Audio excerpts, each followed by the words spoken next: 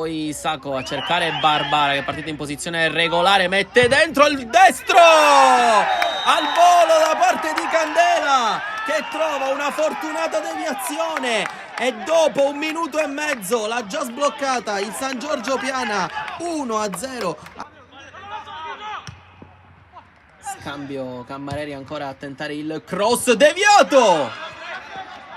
Neri vuole il rilancio dal fondo. Sanna Sardo non sa dove giocarla, vince il rimpallo con Daguan e va verticale da Graziano. Occhio che la posizione è regolare per il numero 11, area di rigore. Graziano si ferma a rientrare sul destro. Giargiulo chiude, poi occhio a Graziano che passa ancora e calcia fuori. Anane rimane impietrito alla panchina dell'Accademia Trapani, ma intanto Secan riparte col pallone lungo e profondo. Ancora Secan, area di rigore, si ferma, mette dentro da Mucciato.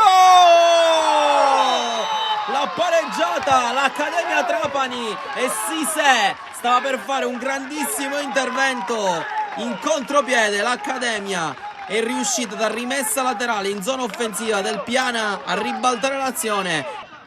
Centonze Agnello, lancio di prima a cercare sempre la profondità. Mucciato stavolta la mette giù bene, occhio perché si è acceso Secan, destro, a messa alta che si gira, ma occhio, il pallone è veramente complicato e pericoloso. Riparte l'Accademia con Ammucciato che prova il sinistro, che sfiora il palo alla destra di Sisè, forse un po' sbagliato Ammucciato, il pallone verticale, bello di Daguanno per Secan, posizione regolare e l'Accademia l'ha ribaltata con Sergio Secan che fa il 2-1.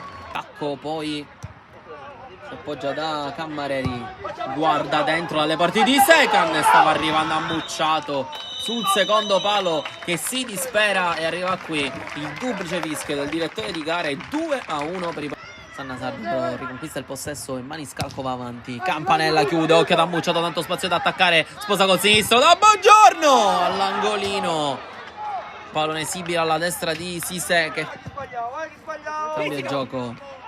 Passero non fa fallo su Agnello che era saltato, ha perso il tempo. Barbara entra in area di rigore, mette dentro, malissimo però stavolta il numero 2, non fermato, è schermato bene dal 6 che lo contiene lì. Poi però si gira bene Anane, entra in area di rigore, Anane sposa su B e entra il pallone dentro, secondo palo, si era inserito Passero. Adesso arriva il pallone, bella la sponda dalle parti di Messina, ancora il 14 a giocare da Barbara che è salito in posizione offensiva. Anane con la testa, il pallone era proprio per il numero 9 che però non è riuscito a impattarla bene.